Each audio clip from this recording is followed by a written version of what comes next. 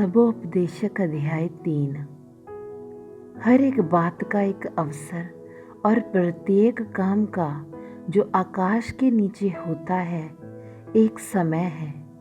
जन्म का समय और मरण का भी समय, बोने का समय और बोए हुए को उखाड़ने का भी समय है, घात करने का समय और चंगा करने का भी समय है, ढा देने का समय और बनाने का भी समय है, रोने का समय और हंसने का भी समय, छाती पीटने का समय और नाचने का भी समय है, पत्थर फेंकने का समय और पत्थर बटोरने का भी समय, गले लगाने का समय और गले लगाने से रुकने का भी समय है, ढूंढने का समय और खो देने का भी समय, बचा रखने का समय और फेंक देने का भी समय है, फाड़ने का समय और सीने का भी समय, चुप रहने का समय और बोलने का भी समय है, प्रेम करने का समय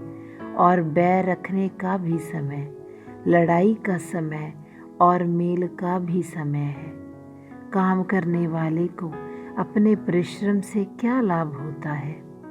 मैंने उस दुख भरे काम को देखा है जो परमेश्वर ने मनुष्यों के लिए ठहराया है कि वे उसमें लगे रहें। उसने सब कुछ ऐसा बनाया कि अपने अपने समय पर वे सुंदर होते हैं। फिर उसने मनुष्यों के मन में अनादि अनंत काल का ज्ञान उत्पन्न किया है। तो भी जो काम परमेश्वर ने किया है वह आदि से अंत तक मनुष्य समझ नहीं सकता।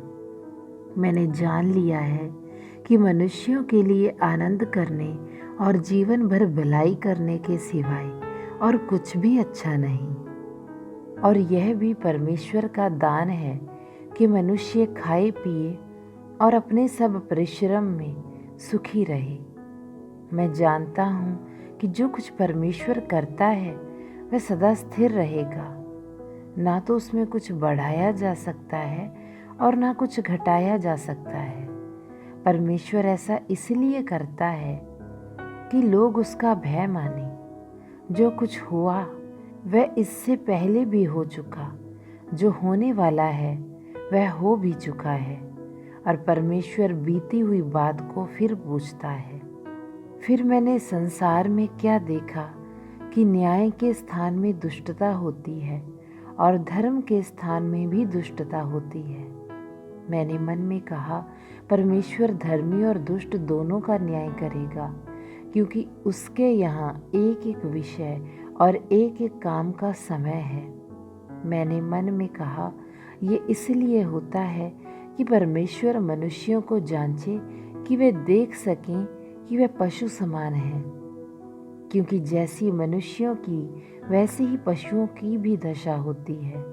दोनों की वही दशा होती है, जैसे एक मरता वैसे ही दूसरा भी मरता है।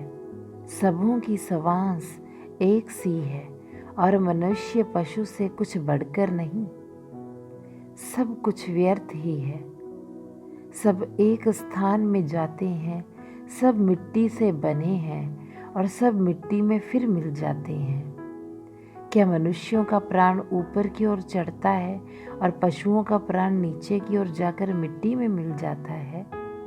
यह कौन जानता है?